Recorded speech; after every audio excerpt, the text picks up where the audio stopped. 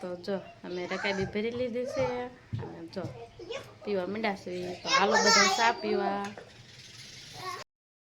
જય માતાજી, જય મોગલમાં બધાને ભગવાન માતાજી હવનું સારું કરે ને બધાને હાજા નરો રાખે એવી પ્રાર્થના. અને જો અમે વાડીએ આવી ગયા છે અને આજ અમારે જો લસણ ઉપાડવાનું છે, પાકી ગયું છે તો આજ અમારે ઉપાડવાનું છે. પેલા કપડાને એવું ધોવાનું છે, એ બધું ધોઈ નાખવી પછી આપણે જઈએ લસણ ઉપાડવા. તો જો આપણે કપડાં ધોઈ નાખ્યા છે અને સુકાવી દીધા છે. જો કપડાં ધોઈ જશે અને હવે આપણે જવાનું છે લસણ ઉપાડવા. તો જો અમે આવી જશે લસણ ઉપાડવા અને જો આ લસણનો કેરો હતો એ અમે ઉપાડી લીધો છે. જો આખો કેરો ઉપાડી લીધો છે, આખો આમ હોરો બધો. જો આ ઉપાડીને પાથરા કરી નાખ્યા છે. જો બધા પાથરા કરી નાખ્યા છે લસણના.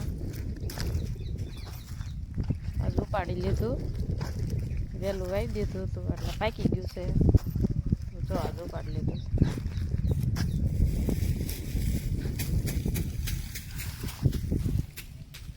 હવે આને હારવાનું છે અને હારીને હવે વાડીએ લઈ જવાનું છે. પછી ત્યાં જઈને જોડી વાળવાની છે. જો આ બધું અમે વાડીએ લઈ જઈશું, પછી ત્યાં જોડી વાળશું. અને જો આમાં ડુંગળી છે, આ છે ડુંગળીનો કેરો. ડુંગળી તો જે પાકી નથી, એ તો હજી કાશી છે. ને જો આ રહ્યા ને એ મૂળાને ફૂલ આવી ગયા છે. આ મૂળા છે એમાં જો કેવા ફૂલ આવ્યા છે. આમાં બી આવશે હવે. અહીંયા તો જો આવી ગયા છે થોડા થોડા બી. જો આ મૂળા છે ને એને આવી સીંગું આવીશ મૂળાને.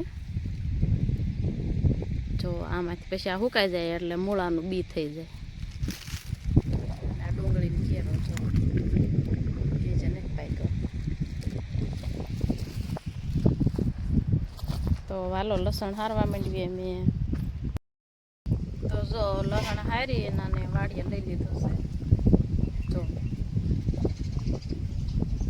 ગાહડી બાંધીને વાડીએ લઈ આવ્યા અને હારીને જો અહીં નાખી દીધું છે. અને હવે એની જોડીઓ વાળવાની છે. પહેલાં આપણે સા પી લેવી, પછી આપણે જોડીઓ વાળશું. તો જો અમારા બા બનાવવા માંડ્યા સા. જો જો અમે ચૂલા ઉપર સા બનાવી છીએ. અહીંયા વાડીએ ગેસ નથી, અહીંયા તો ચૂલા ઉપર જ તે. તો કેવો સરસ સા બને છે. તો હાલો બધા સા પીવા.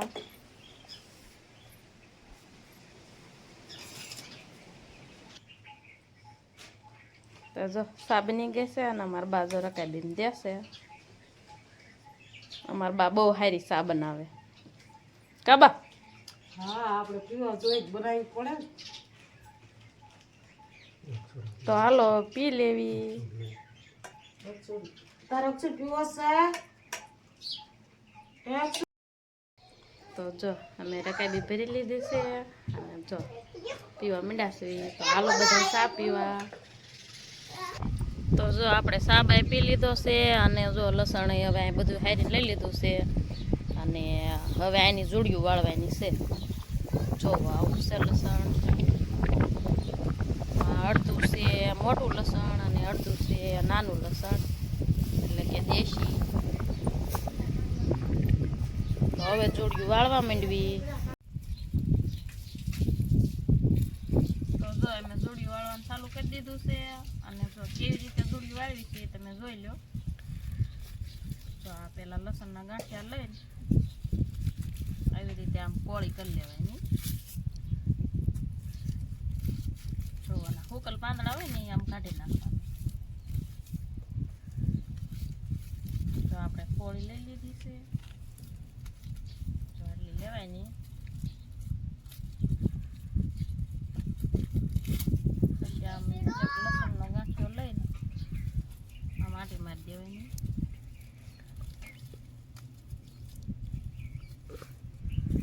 જો આ માટી મારીને પછી હવે આમ છોટલો ગૂંથી નાખવાનો. 3 હરા લઈ લેવાના આમ. તો આવી રીતે 3 હરા લઈ લેવાના આમ. પછી આમ ગૂંથી નાખવાનું.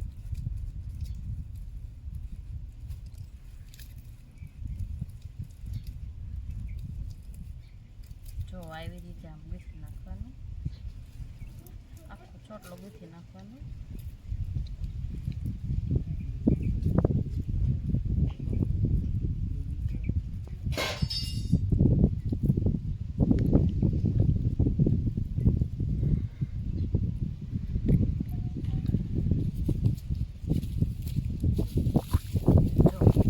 થઈ ગયું ને તો આવી રીતે અમે જોડી વાળવી તો કેવી જોડી વળી ગઈ જો આવી રીતે જોડી વાળવાની. તો જો આટલું જોડી વળાઈ ગયું છે. જો આટલું જોડી વાળી લીધું છે ને અને જો ઓલી બાજુ જે બાકી છે જો આ બધું પીળું છે એટલી જે વાળવાની બાકી છે. જો અને આટલી વાળી છે જો વાળવા માંડવી. તો જો આપણે બધી સરસ જોડીઓ વાળી લીધી છે. જો આ તમે જોઈ શકો છો. જો આ રીતના અમે જોડીઓ વાળી છે. જો આ બધી જોડીઓ વાળી લીધી.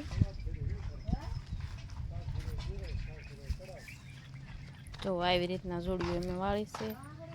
અને આ લસણ છે આ છે દેશી નાની કળીવાળું લસણ. આમાં કળિયું નાની છે. જો આની આપણે સરસ જોડીઓ વાળી લીધી છે. આ છે મોટી કળીવાળું લસણ. આ એક ગાંઠિયામાં 2 થી 3 કળી હોય. તો જો આ છે મોટું લસણ. તો જો આપણે જોડીઓ તો વળાઈ ગઈ છે અને જો બધી એક જગ્યાએ મૂકી દીધી છે. અને આને અમે 4-5 દિવસ સુધી સુકાવા દઈશું.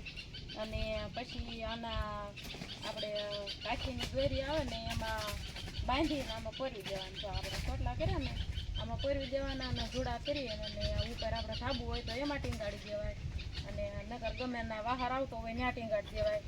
એટલે લસણને વાહાર આવે ને તો બફાય નહીં. અને આખું વરા લસણ આમાં રાખવાનું છે. જો આર્યું ને આ એમ અલગ રાખ્યું છે. આ ખાવાનું અલગ રાખ્યું છે. અને આ લસણ છે આ એને વાવવા રાખ્યું છે. પછી આવતું વરા સામું વરા આવે એટલે પછી અમે જો આ લસણ વાવશું. એટલે આને મોટા મોટા ગાંઠિયા અલગ રાખ્યા છે. અને આ મોટું લસણ છે. અને આ થોડુંક નાનું છે, નાના ગાંઠિયા છે. આ મોટું છે. તો જો આવી રીતે વાવ્યું હતું. અને આ છે અમારે 4 મહિનાનું લસણ છે. 4 મહિનામાં મારા લસણ પાકી ગયું છે. અને જો પછી આને ઉપર બાંધી દઈશું ને એટલે આમનામ સારું રહેશે. અને આવતું વર આવે પછી અમે આજ લસણ વાવશું. અને જો અમે હવે તૈયાર થઈ જશે અને જવાનું છે અમારે ઘીરે. તો આ સાથે આ વિડીયો અહીંયા પૂરો કરવી છીએ. અને ફરી પાછા મળશું નવા વિડીયોમાં.